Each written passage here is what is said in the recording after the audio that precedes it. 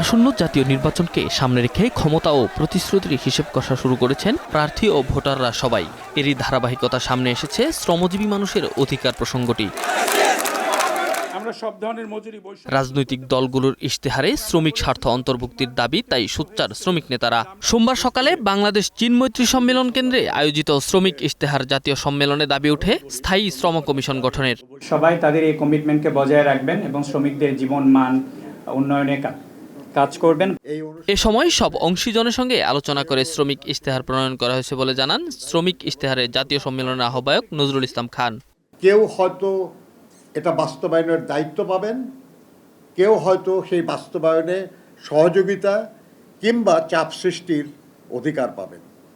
যে অবস্থানেই থাকবেন আমরা তাদের কাছ থেকে সেই সহযোগিতাই চাই, যাতে করে আমাদের এই আকাঙ্ক্ষাগুলির পূরণ হয়।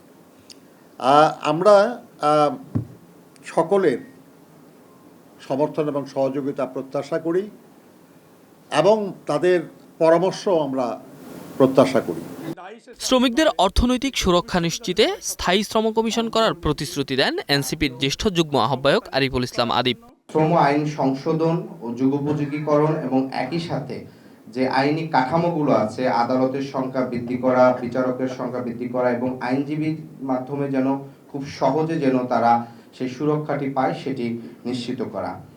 রাজনীতিকরা শ্রমিকদের ক্ষমতার সিঁড়ি হিসেবে ব্যবহার করে উল্লেখ করে জামায়াতের সহকারী সেক্রেটারি জেনারেল বলেন, শ্রমিকদের জন্য নীতি প্রণয়ন ও তার প্রয়োগে গুরুত্ব দিচ্ছে জামায়াত। বিশ্বনবী মুহাম্মদ রাসূলুল্লাহ সাল্লাল্লাহু আলাইহি ওয়াসাল্লাম খুব সুন্দর করে বলেছেন, নিচের হাতের চেয়ে উপরের হাতটা ভালো, অর্থাৎ যে হাতে চাওয়া হয় তার চেয়ে যে হাত দেয় সেটা ভালো। আমাদের এগিয়ে যাওয়ার ক্ষেত্রে এই শ্রমজীবী মেহনতি মানুষকে তাদের অধিকারকে নিশ্চিত করা, তাদের জন্য আমাদের দায়িত্ব পালন করা, ইনভেস্ট করার মধ্যে আমাদের কল্যাণ।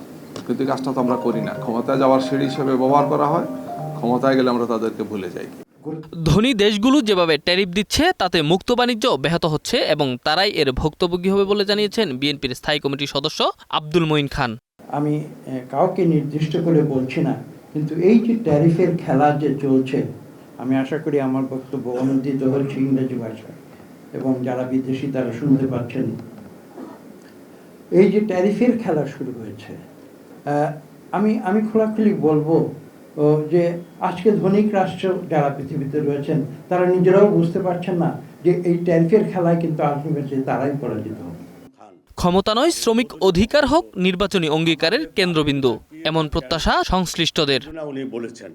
Enamul Haque, star news, Dhaka.